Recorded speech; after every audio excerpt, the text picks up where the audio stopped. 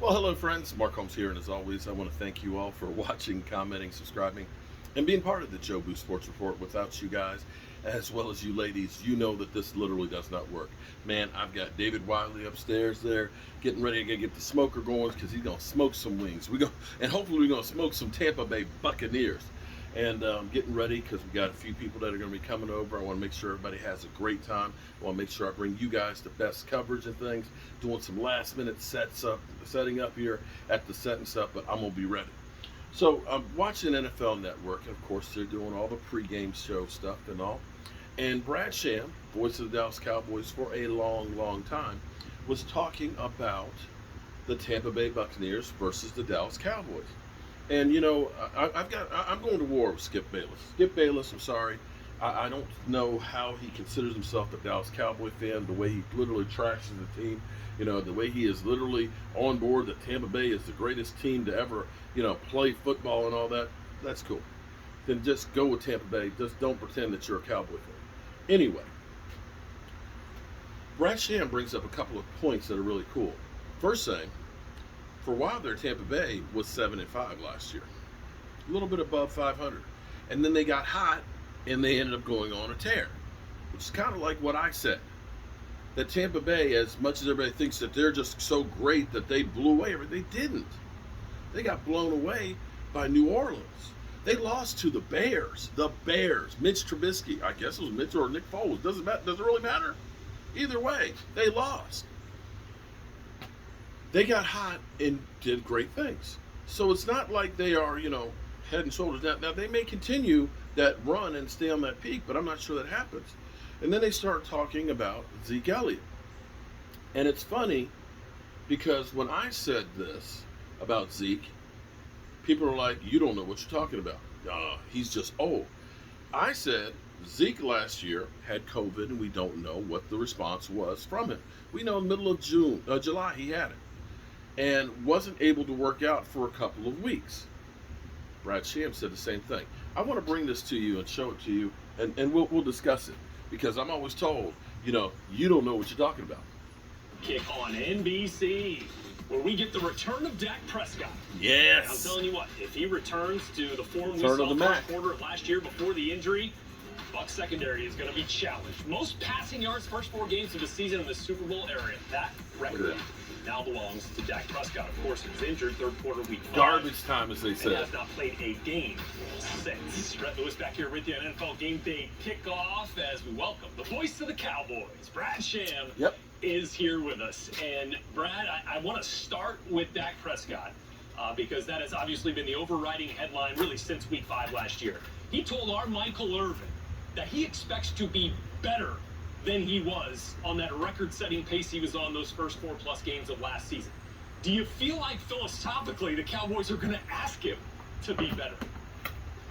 Well, Rich, first of all, I have to say I hope that there were a lot of Cowboys people watching my good friend of long-standing Gene Deckerhoff, because there are still 45 minutes to go before the first bus is scheduled to leave, and they can save a lot of money by canceling those buses, because Gene's clearly laid it all out why this is not going to be anything. Yeah. It's just going to be a scrimmage and a pep rally for the Bucs. Right. And those are always fun. So, yep. So that's good. I hope they were listening. Dak, first of all, I think he has to be better, because one thing that people forget is their offense, their defense was so bad last year that it obscured the fact that Dak and Ezekiel Elliott turned the ball over at an uncommon rate in the first quarter of the year. They did. So they were putting a poor defense in bad field position, mostly by fumbling the ball.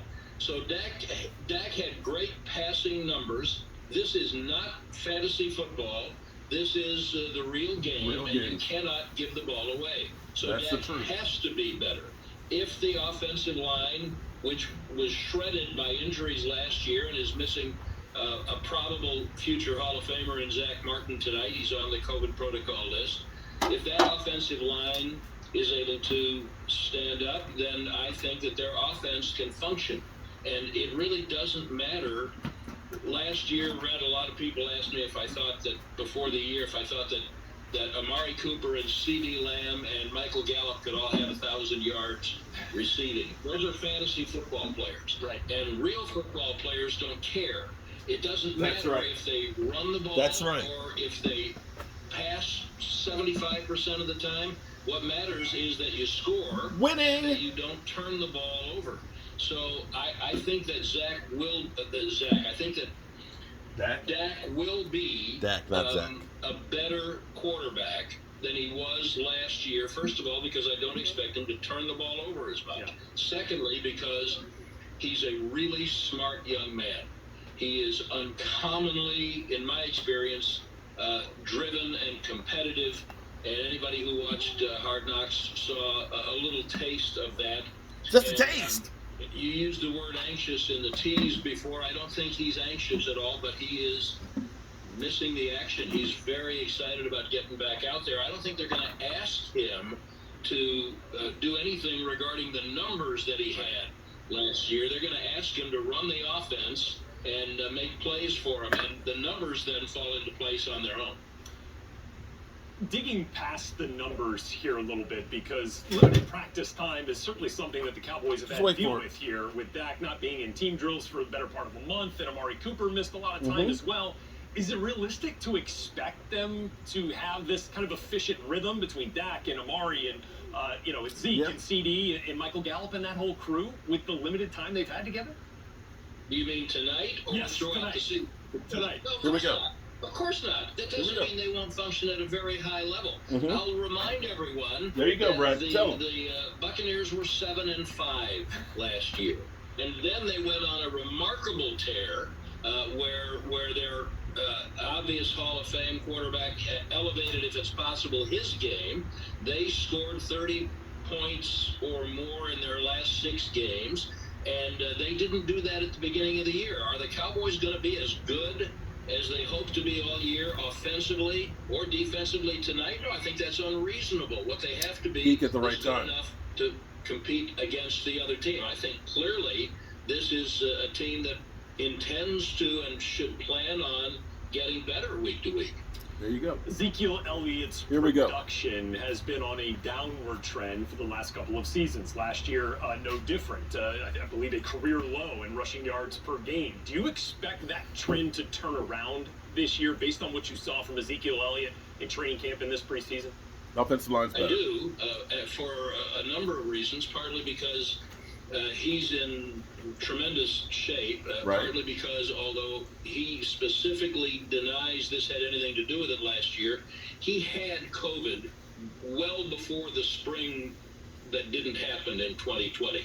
And I don't think we have enough medical evidence to indicate that there's no way he had lingering effects on his durability and his stamina and that kind of thing. And then the offensive line was shredded. It was just as shredded for him as it was for Prescott, and he didn't have his quarterback. And so people were able to gang up on him. So he did not have a good year by his standards. I'm going to stop right there. Because, see, one of you mother humpers out there, you just making excuses for Zeke Elliott.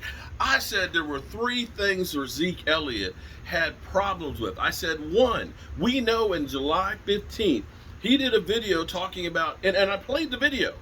You could literally hear Zeke saying, oh, man, I'm okay. You could hear him breathing.